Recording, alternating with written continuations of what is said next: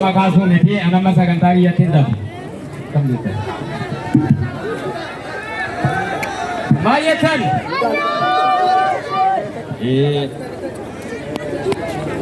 Alhamdulillah beekatin jaa basa gantaati miti anak bada nama hedduun guddisee nama meeqaatam itti dabarseetiin abbaa sagantummaa shaafisii dabarseetiin jira amirummaa si sheekaasimii akkasumatti nama meeqaatiin dabarsee arrammoo akka nama gartee taa'ee laaluutiin alhamdulillah ijeetiin gartee taa'ee laala Allahu akbar. Alhamdulillah نحمده ونستعينه ونستغفره ونعوذ بالله من شرور أنفسنا ومن سيئات أعمالنا من يهده الله فلا مضل له ومن يضلل فلا هادي له أشهد أن لا إله إلا الله وحده لا شريك له وأشهد أن محمدا عبده ورسوله أما بعد فإن خير الحديث كتاب الله عز وجل وخير الهدى هدى محمد صلى الله عليه وسلم وشر الأمور محدثاتها وكل محدثة بدعة وكل بدعة ضلالة وكل ضلالة في النار أجارني الله من النار. أيها المسلمون والمسلمات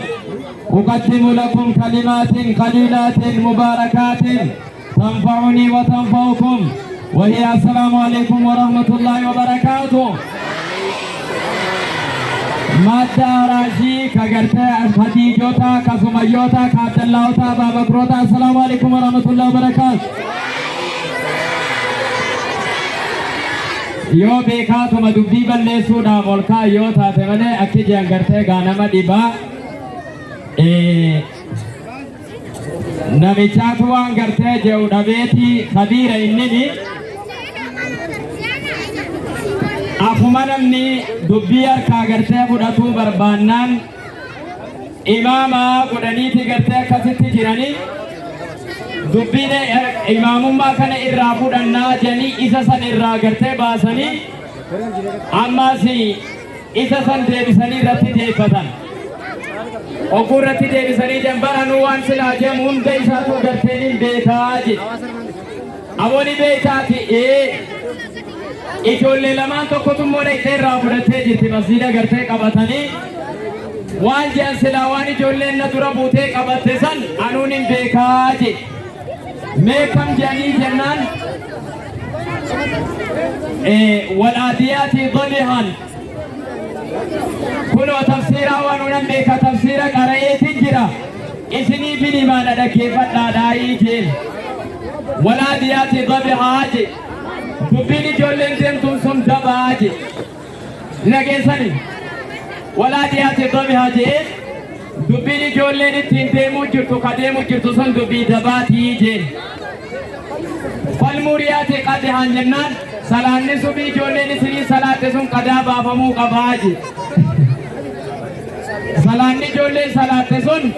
ijoolleen isinii salaatte sun salaata qadaa baafam falmuriyaati qadahan jennaan waa ilma qadaa baasuu dubbatu faasar nabii raqa'an jennaan ijoollee san kurtaanuma fudhadhaati gannan naqaadhaa je akkasitti malee na dabatu ijoolleen Allahu akbar. Dubbiin irraa yoo afuma nama harkaa gartee godhatoo taate malee guyyaan irraa guyyaa gartee gaasheenni waajee malee guyyaa nuti waajennuu miti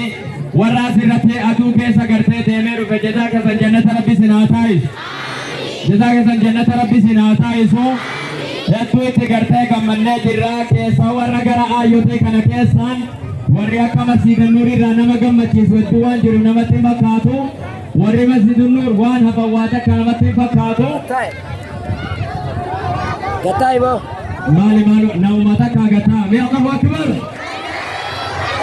alarra uumimuu gartee gammadee waan ija'uu gartee beeku idiimuu kee keessa gartee deemaa amma dhufnee anasumatti naabaa assalaamu alaikum warahmatullahi wabarakatuh.